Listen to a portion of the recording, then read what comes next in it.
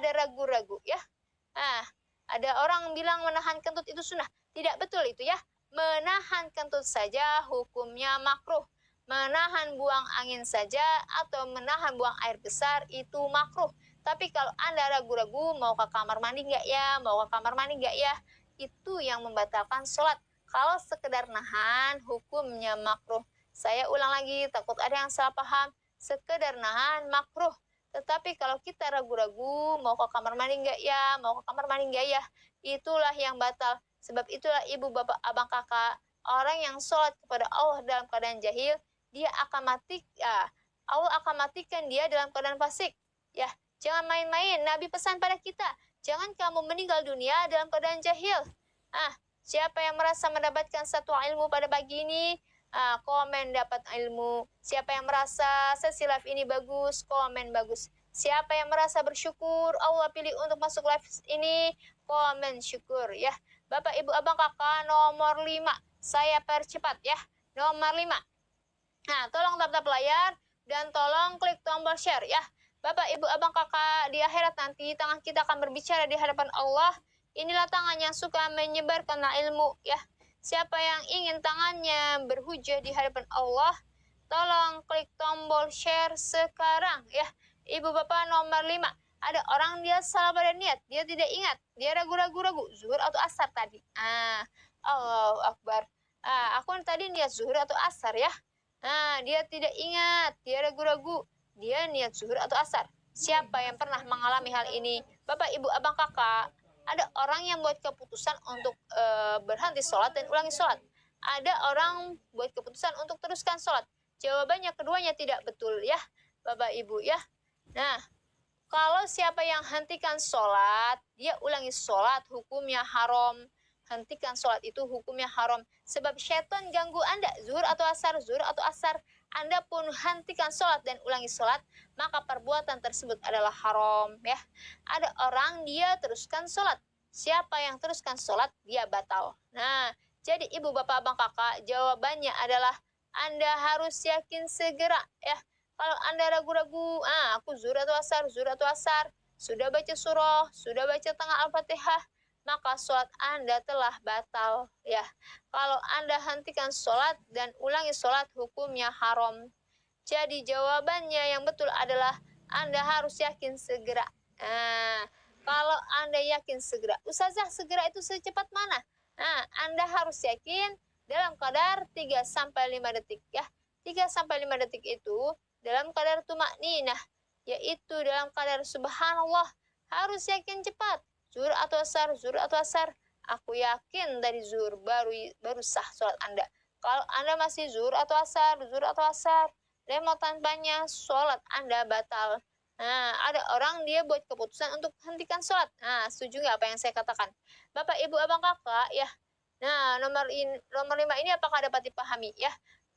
Kalau ragu-ragu zuhur atau asar harus yakin segera dalam kadar tumakninah, dalam kadar 3-5 detik. Paham tidak nomor 5 ini Bapak Ibu? Yang paham tolong komen paham ya, supaya Ustazah tahu apakah penjelasannya dapat dipahami. Nomor 6, kesalahan nomor 6. Kesalahan ketika takbiratul ihram. Ini paling banyak orang lakukan kesalahan. Dalam takbiratul ihram Anda memanjangkan apa yang Anda ucapkan? Anda ucapkan Allahu Akbar, Allah. Maka sholat Anda tidak sah dan hukumnya haram. Kita tidak boleh panjangkan walaupun 2 harokat ya. Allah. Banyak gak orang yang memanjangkan Banyak gak orang yang memanjangkan Seperti apa? Allah. Supaya didengar merdu. Allah. Maka sholat Anda haram dan tidak sah. Bapak Ibu ya, parah ini. Ini perkara yang berat dalam ibadah sholat kita. Bapak Ibu, Abang, Kakak, saya mau tanya jujur. Siapa yang baru tahu Bapak Ibu? Ya, apabila kita memanjangkan Anda telah menukar makna jadi adakah Allah Maha Besar. Asal maknanya Allah Maha Besar ya. Tapi apabila Anda memanjangkan Allahu Akbar, dia jadi adakah Allah Maha Besar. Maka sholat Anda selama ini tidak sah dan hukumnya haram. Bapak, Ibu, Abang, Kakak, ya. Yang paham, tolong komen paham, ya. Yang paham, tolong komen paham supaya Ustazah tahu, ya. Apakah penjelasannya dapat dipahami? Apakah penjelasannya memberikan ilmu yang bermanfaat, ya. Untuk Bapak, Ibu, Abang, Kakak semua. Nah, yang paham, tolong komen paham. Nah, saya mau tanya Bapak Ibu, siapa yang baru tahu syarat sah takbiratul ihram saja ada 16 syarat? Takbiratul ihram saja ada 16 syarat. Siapa yang baru tahu Bapak Ibu? Ya, saya sudah bahas ini. Tidak boleh panjangkan A. Ini syarat nomor 6 ya. Ada Bapak Ibu, ada 16 syarat sah takbiratul ihram ya. Nah, tadi syarat nomor 6. Saya bukan menggoreng hukum ahkam. Ini hukum-hukum agama kita. Ini hukum-hukum agama kita Bapak Ibu ya. Sebab itulah saya pertegas ya. Bapak Ibu, kalau saya sedikit marah ya. Ya, ingat di hadapan Allah nanti Anda sejuta kali lipat lebih menyesal di hadapan Allah ya. Nabi berpesan kepada kita, jangan kamu meninggal dunia dalam keadaan jahil. Bapak, Ibu, Abang, Kakak, Allah sebut dalam Al-Quran, fawailul lil musallin, celakalah orang yang sholat ya. Ya, sholatnya yang sholat dalam keadaan lalai. Oke, kesalahan nomor 7, kesalahan pada niat. Nah, saya tidak akan ulang banyak untuk nomor 7 ini karena sudah panjang penjelasannya. Nomor 7 ini ada orang dia sholat fardu, tetapi dia tidak menyatakan fardu. Dia hanya berkata, ya saya sholat zuhur 4 rakaat karena Allah Ta'ala. Oke Bapak Ibu, nomor 7. Ada orang yang dia niat sholat tapi dia tidak menyebutkan fardu dalam hatinya. Dia hanya berkata, ya saya sholat zuhur 4 rakaat karena Allah Ta'ala. Dia tidak menyatakan fardu. Ada nggak orang seperti ini? Ada nggak? Dia niat tapi tidak menyatakan fardu dalam hatinya. Ada atau nggak ada? Coba komen. Bapak Ibu, sholat Anda selama ini tidak sah. Menyatakan fardu dalam sholat fardu itu wajib ya. Kita harus menyatakan fardu dalam niat kita kalau sholat itu sholat fardu. Kalau sunnah, kita tidak menyebutkan sunnah di niat, tidak ada masalah. Sebab duha itu memang sunnah. Ustazah, zuhur kan memang fardu. Tidak mesti ya. Ada niat zuhur, ada qobliyah zuhur, ada ba'liyah zuhur. Sebab itulah Anda harus menyatakan fardu itu wajib ya. Harus menyatakan fardu. Kalau tidak menyatakan fardu, sholat kita tidak sah ya. Bapak, Ibu, Abang, Kakak yang paham nomor 7 ini tolong komen paham ya. Supaya Ustazah tahu apakah penjelasan nomor 7 ini dapat dipahami atau tidak ya. Apakah penjelasannya bermanfaat atau tidak untuk Ibu, Abang, Kakak semua ya. Ibu, Bapak, Abang, Kakak. Oke, Bapak, Ibu yang paham tolong komen paham ya. Nah, nomor 8. Sudah siap nomor 8 Bapak Ibu? Semuanya sudah siap ke nomor 8? Ada 8 perkara yang membatalkan sholat ya. 8 perkara yang menyebabkan sholat kita haram, tidak sah dan batal. Nah, nomor 8 siap. Nomor 8 Bapak Ibu. Nah, nomor 8 ini juga paling banyak orang lakukan ya. Allahu Akbar. Nah, disebut gantung niat. Gantung niat. Nah, gantung niat itu gimana Ustazah? Contohnya. Nah, situasi pertama nih contohnya. Kalau suami saya pulang, saya akan buka pintu. Nah, ini contoh yang pertama Bapak Ibu. Nah, ini disebut gantung niat pada suatu perkara di luar. Nah, contoh lagi, kalau anak saya jatuh dari tempat tidur, kalau anak saya jatuh dari tempat tidur, nah, ataupun anak saya menangis, ya, aku akan sambut dia. Nah, siapa yang pernah mengalami ini, Bapak Ibu? Ini berlaku dalam keadaan, ya. Nah, ini contoh situasi nomor 2. Nah, misalnya kalau anaknya jatuh, nah, Bapak Ibu, ini berlaku pada 2 keadaan. Nah, misalnya sebelum sholat Anda gantung niat, atau misalkan sedang sholat. Nah, Bapak Ibu, kalau sebelum sholat maka sholatnya tidak sah. Ya, angkat takbir pun sudah tidak sah kalau Anda menggantung niat pada perkara di luar sebelum sholat. Kalau Anda menggantung niat ketika sedang sholat, maka sholatnya batal. Contohnya, ketika Anda mau sholat, sebelum Anda angkat takbir, nah nanti kalau suami aku pulang, aku mau buka pintu, maka sholatnya tidak sah. Nah, atau misalkan ketika sedang sholat, misalnya Anda sudah berada di rakaat kedua, Kemudian Anda tiba-tiba berkata dalam hati, nah nanti kalau suami aku pulang aku mau buka pintu. Nah, maka sholatnya batal ya. Bapak Ibu ya, siapa yang paham nomor 8 ini tolong komen paham ya. Bapak Ibu. Nah, Bapak Ibu, dari nomor 1 sampai 8 saya bahas tadi, banyak nggak memang perkara yang pernah dilakukan? Saya tanya jujur, dari nomor 1 sampai 8, apakah Anda pernah melakukannya? Sholat Anda selama ini tidak sah. Nah, bayangkan Bapak Ibu, abang kakak ya, orang yang beramal kepada Allah tanpa ilmu ya, dia akan berjumpa dengan Allah dalam keadaan menyesal ya. Allah akan azab dia walaupun dia pergi ke masjid, walaupun dia tidak bolos sholat. Nah, sholatnya telah tidak sah. Bapak Ibu abang kakak ya, nah, tidak perlu khawatir, nanti saya bagikan catatan ini di dalam grup. Bapak Ibu yang punya pertanyaan juga, nanti bisa tanya sepuasnya di grup ya. Jangan khawatir. Nah, saya akan bagikan catatan ini dalam grup kita ya. Saya akan undang Bapak Ibu untuk bergabung dalam grup kita ya. Nah, baik Bapak Ibu, saya mau masuk bahas perkara makruh. 5 perkara makruh. Mau terus belajar Bapak Ibu? Nah, 5 perkara makruh yang sering kita lakukan. Mau belajar lagi? Siapa yang mau belajar lagi? 5 perkara makruh. Ah, Ustazah, makruh itu apa? Baik Bapak Ibu, ya, makruh itu adalah jika kita tinggalkan. Jika kita tinggalkan atau jika kita menghindari melakukannya, maka kita akan dapat pahala. Nah, jika kita tinggalkan, kita dapat pahala ya. Kita dapat pahala apabila menghindari perkara makruh. Baik Bapak Ibu, saya ingin memberi peluang kepada semua orang untuk dapat pahala. Siapa yang mau meraih pahala dulu, tolong klik tombol share ya. Tolong klik tombol share sebanyak mungkin dan tolong tap-tap layar ya. Bapak Ibu abang kakak, tangan kita di hadapan Allah nanti akan berbicara di hadapan Allah. Inilah tangan yang suka sebarkan ilmu ya.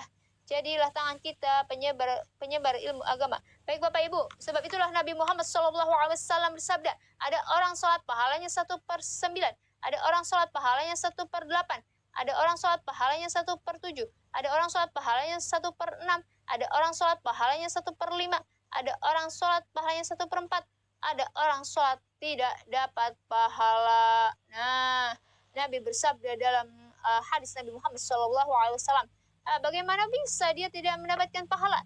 Karena Anda banyak meninggalkan perkara yang sunnah, Anda tidak melakukan perkara yang makruh, Anda tidak melakukan perkara yang sunnah, Anda banyak melakukan perkara yang makruh. Perkara pertama yang makruh yaitu Anda meninggalkan doa tahiyat. Nah, ini banyak orang tidak tahu, meninggalkan doa tambahan tahiyat akhir. Nah, setelah Anda membaca tahiyat, terus Anda langsung beri salam. Fil alamina innaka hamidum majid. Assalamualaikum warahmatullahi ya. Hukumnya makruh ya. Langsung membaca salam. Setelah baca tahiyat, terus langsung baca salam.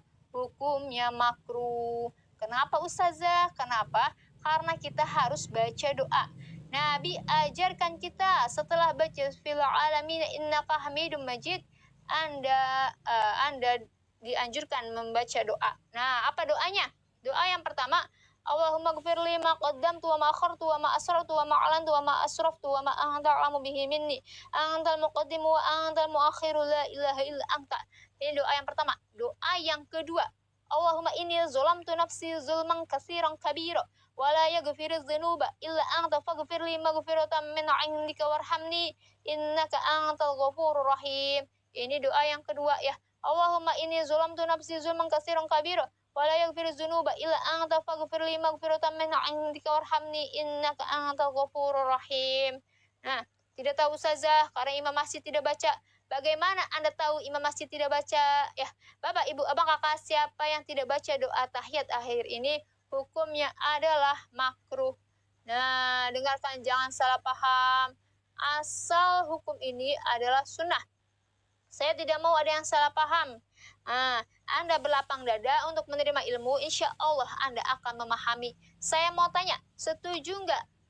Setuju nggak Anda belum pernah dengar doa ini? Bapak Ibu, Anda pernah dengar tidak doa yang barusan saya baca? Setelah baca fil alamina innaka hamidum majid, Anda terus baca salam. Setuju nggak Anda tidak pernah dengar doa ini? Setuju nggak Anda tidak pernah tahu kalau tidak baca doa ini makruh? Setuju atau tidak? Coba jawab dulu Bapak Ibu ya. Bapak Ibu, mari saya jelaskan. Doa yang saya baca pertama tadi adalah doa yang diriwayatkan oleh hadis Sahih Muslim. Nah, doa yang kedua yang saya baca tadi diriwayatkan oleh hadis Sahih Bukhari dan Muslim. Nah, doa yang kedua hadis Sahih Bukhari Muslim yang diriwayatkan oleh Sayyidina Abu Bakar. Nah, Bapak Ibu, ini hadis sahih. Hukum asal membaca doa tambahan tahiyat ini adalah sunnah. Meninggalkan perkara sunnah yang Nabi buat dalam sholat ya, hukumnya adalah makruh. Tidak pernah dengar? Sebab itulah Nabi bersabda, agama ini datang secara asing dan kembali kepada asing. Apabila kita meninggalkan sunnah dalam sholat, hukumnya makruh. Ini masalah dalam masyarakat kita, setuju nggak? Masyarakat kita, kalau sesuatu yang mereka belum pernah dengar, mereka langsung menganggap itu sesat. Orang yang mengajar pun dianggap salah. Nah, disebabkan kita belum pernah dengar. Itulah masyarakat kita ini. Masyarakat jahil tapi sombong. Kita jahil tapi sombong untuk belajar. Bapak, Ibu, Abang, Kakak, siapa yang mau doa ini? Saya mau bagikan doa ini. Ya, saya mau bagikan doa ini dalam grup. Saya mau bagikan doa ini dalam bahasa Arab. Saya bagikan doa ini dengan terjemahan. Saya bagikan berdoa ini dengan riwayat hadis ya. Saya bagikan dengan kitab mana yang mengatakan makruh. Oke, kitab mana yang menyatakan makruh? Anda buka kitab Taqriratus Sadidah. Anda buka kitab Tuhfah. Anda buka kitab Muqaddimah Hadramiyah. Bapak Ibu, ada 5 perkara makruh. Saya baru jelaskan nomor 1. Perkara kedua yang sering kita lakukan Ibu, Bapak, Abang, Kakak dalam sholat kita adalah apakah itu? Perkara nomor 2. Perkara makruh nomor 2 yaitu Anda sholat di tempat yang sama. Nah, sholat di tempat yang sama ya, ini pun makruh Bapak Ibu ya. Contohnya Bapak Ibu, Anda sholat di sini. Ini ruangan Anda dan Anda sholat di sini aja.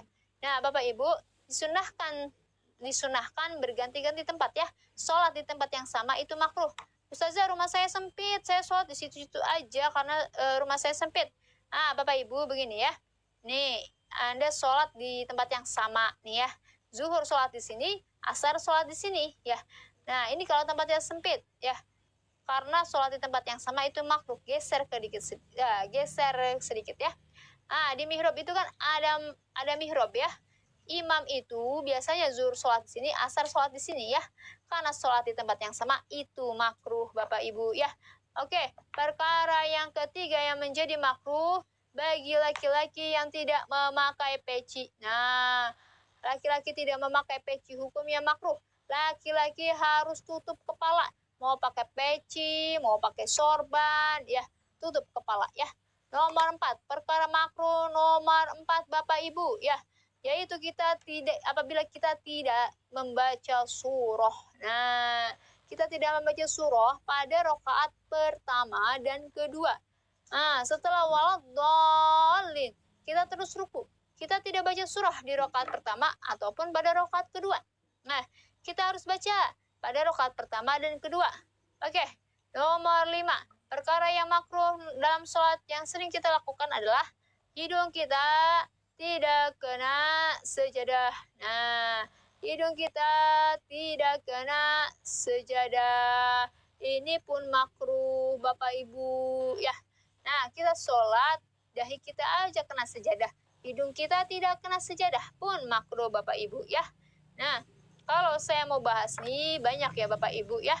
Ini baru 5 perkara makruh. Bapak Ibu Abang Kakak, manfaat tidak apa yang sudah saya jelaskan barusan? Dapat satu ilmu tidak? Bisa nggak saya minta tolong untuk klik tombol share ya? Bisa nggak Bapak Ibu? Ada 38 orang, saya mau 38 orang ini klik tombol share. Nabi Muhammad SAW bersabda, "Man dalla ala khairin falahu mislu ajri fa'ilihi." Barang siapa yang menunjukkan kepada kebaikan, maka ia memperoleh pahala seperti orang yang melakukannya. Klik tombol share dan tap-tap layar ya. Nah, Bapak Ibu. Oke, sekarang saya mau membahas sedikit lagi. Anda meninggalkan perkara sunnah. Banyak orang dia meninggalkan perkara sunnah. Perkara sunnah dalam sholat dia tinggalkan. Apakah itu Bapak Ibu? Ya, Contohnya, apabila Anda sholat, Anda tidak tahu angkat tangan takbir itu berapa tempat. Nah, angkat tangan takbir itu Bapak Ibu, ya ada 4 tempat. 1, 2, 3, 4. Nah, ada 4. Ya, pertama ketika rokaat pertama. Nah, kedua ketika di rokaat ketiga. Kemudian ketika ruku dan ketiga i'tidal. Nah, siapa yang baru tahu kalau angkat tangan takbir itu hanya di rokaat pertama, ketiga, ruku dan i'tidal? Ada nggak? Betul nggak kalau ada orang dia angkat tangan takbir ketika di rokaat kedua? Nah, betul nggak Bapak Ibu? Nah, angkat tangan takbir itu hanya ketiga rokaat pertama dan ketiga ya. 4 tempat bukan 4 kali ya. Nah, perkara sunnah yang sering kita tinggalkan Ibu Bapak, saya mau bahas tentang wudhu nih. Perkara kedua ya, saya mau bahas tentang wudhu. Siapa yang baru tahu ketika berwudhu kita memasukkan air ke dalam hidung? Nah, memasukkan air ke dalam hidung ini pun ini sunnah ya. Memasukkan air ke dalam hidung itu hukumnya sunnah. Meninggalkannya hukumnya makruh. Nah, memasukkan air ke dalam hidung hukumnya sunnah. Meninggalkannya hukumnya makruh. Nah, banyak orang tidak memasukkan air ke dalam hidung ya. Dari kecil sampai balik sampai tua tidak memasukkan air ke dalam hidung ya. Meninggalkannya adalah makruh ya Bapak Ibu ya. Baik Ibu Bapak Abang Kakak, saya sudah bahas tadi. Alhamdulillah kita sudah bahas 8 perkara yang haram, tidak sah dan membatalkan sholat ya. Bapak Ibu Abang Kakak, kita pagi ini Masya Allah sudah membahas tentang 5 perkara makruh dan kita sudah membahas tentang 2 perkara sunnah. Baik Bapak Ibu, saya mau kasih tahu tentang takbir. Kesalahan pada takbiratul ihram. Kesalahan pada takbiratul ihram, tahu nggak? Ada 16 syarat. Mau nggak saya tunjukin apa aja 16 syarat ini? Apabila Anda gagal menjaga salah satu syarat ini, sholat Anda selama ini tidak sah. Nah, sebelum itu Bapak Ibu, saya mau menjelaskan Ibu Bapak Abang Kakak, ada 3 ilmu yang harus dipelajari sebelum meninggal. Siapa yang mau tahu? Sebelum saya menjelaskan tentang takbir, ada 3 ilmu yang harus dipelajari sebelum meninggal. Siapa yang tidak belajar 3 ilmu ini, dia akan menjadi orang yang berdosa setiap saat dalam hidupnya. Setiap saat ya. Siapa yang mau mengaku? Dari semua hal yang saya jelaskan pagi ini, banyak hal yang memang dia belum tahu. Nah, siapa yang mau mengaku? Coba komen saya. Nah, benar gak? Dari awal saya jelaskan, banyak hal yang Anda baru tahu. Nah, setuju nggak Bapak Ibu? Betul atau tidak? Jadi Bapak Ibu, sebenarnya kita khawatir. Kita beramal kepada Allah selama ini dalam keadaan jahil. Orang yang jahil ini, dia akan meninggal dunia dalam keadaan fasik. Di akhirat dia akan diazab. Bapak Ibu, ya, segala amalnya Allah tidak terima. Ini takut Bapak Ibu ya. Segala amalnya Bapak Ibu Allah tolak. Nah, kita harus takut. Sebab apa? Sebab dia tidak mengerti 3 ilmu ini. Apa 3 ilmu tersebut, Bapak Ibu? Nah, 3 ilmu tersebut adalah yang pertama ilmu tauhid. Nah, yang kedua adalah ilmu fikih. Yang ketiga ilmu tasawuf. Apa itu ilmu tauhid Ustazah? Nah, Bapak Ibu, ya, ilmu tauhid adalah ilmu untuk mengenal Allah. Ilmu tentang sifat-sifat Allah yang harus kita pelajari. Apa itu ilmu fikih Ustazah? Ilmu fikih adalah ilmu bab bersuci, ilmu bab sholat, ilmu bab puasa, ilmu bab zakat, ilmu bab haji dan umrah. Inilah ilmu fikih. Apa itu ilmu tasawuf? Yaitu ilmu yang untuk memperbaiki hati, ilmu memperbaiki jiwa, ilmu memperbaiki diri, ilmu akhlak, ilmu untuk membuang sifat riya, ilmu untuk membuang sifat ujub, untuk membuang sifat takabur. Nah, inilah 3 ilmu yang wajib kita pelajari sebelum meninggal Bapak Ibu. Siapa yang tidak mempelajari 3 ilmu ini Bapak Ibu, dia hidup dalam keadaan dosa selama ini.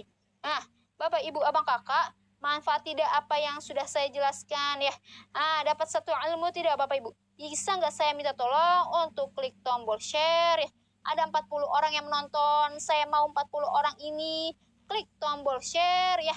Nabi Muhammad SAW bersabda, "Man dalla ala khairin falahu mislu ajri fa'ilihi." Barang siapa yang menunjukkan kepada kebaikan, maka ia memperoleh pahala seperti pahala orang yang melakukannya. Nah, jadi tolong klik tombol share dan tap-tap layar ya. Nah, Bapak Ibu. Nah, dengarkan baik-baik ya. Imam Malik berkata, ya, siapa yang belajar fikih tetapi tidak belajar tasawuf, maka orang ini masih digelar fasik. Allahu Akbar. Nah, dia sudah belajar fikih tapi tidak belajar tasawuf, maka orang ini masih fasik ya. Siapa yang belajar tasawuf tetapi dia belum belajar fikih. Nah, orang ini orang yang belajar tasawuf tapi tidak belajar fikih digelar zindik. Zindik itu apa Bapak Ibu? Zindik itu Bapak Ibu, luarannya nampak Islam. Nah, luarannya nampak Islam, dalamannya kafir. Ini namanya zindik. Nah, ini banyak Bapak Ibu, luarannya nampak Islam, tapi dia dalamannya kafir. Apabila dia tidak belajar bab bersuci, sholat, puasa, zakat, haji, dan umroh. Nah, Bapak Ibu, takut atau tidak? Luarannya nampak Islam, tapi dalamannya kafir. Nah, saya orang baik ustazah, saya tidak ada ria, saya tidak ada ujub, saya tidak ada hasad, saya orang baik ustazah, tapi tidak belajar ilmu suci, sholat semua. Apa itu ilmu sholat ustazah? Nah, Bapak Ibu, siapa yang baru tahu tentang rukun sholat aja ada 13. Rukun sholat ada 13, syarat sah ada 7, syarat sah sholat ada 7. Siapa yang baru tahu? Syarat sah takbiratul ihram ada 16. Siapa yang baru tahu syarat sah Al-Fatihah ada 14. Nah, siapa yang baru tahu, siapa yang baru lihat angka-angka ini? Siapa yang baru lihat angka-angka ini Bapak Ibu? Ya. Siapa yang baru tahu Bapak Ibu? Sujud sahwi itu ada 4. Sujud sahwi ada 4 Bapak Ibu ya, bukan ada banyak ya. Nah, Bapak Ibu, inilah agama kita ya. Inilah agama kita yang kita ambil sambil lewat saja. Nah, Bapak Ibu, kita harus belajar tasydid. Nah, tasydid. Tasydid dalam Al-Fatihah ada 14. Nah, tasydid dalam tahiyat ada 21. Ya, ini semua ilmu yang wajib kita belajar. Ya, ini baru bab sholat. Nah, saya akan masuki bab bersuci.